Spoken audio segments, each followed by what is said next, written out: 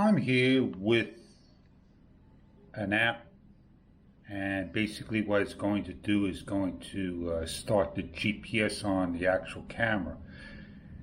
I use my camera outside. It's over 2 minutes already and GPS is not on. So I'm going to show you how GPS works on this camera.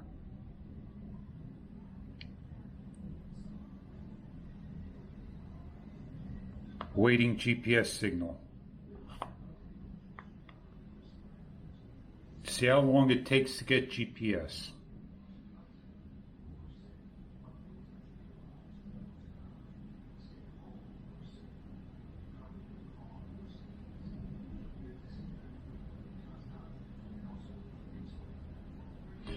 Normally when you take this camera, you swipe down, GPS will be over here.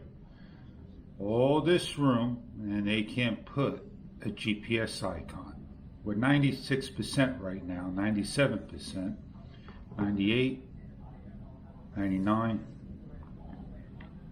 Precise GPS lock, DOP. I got no idea what that stands for, but I'm not going to touch anything because it's still doing certain things to get GPS going.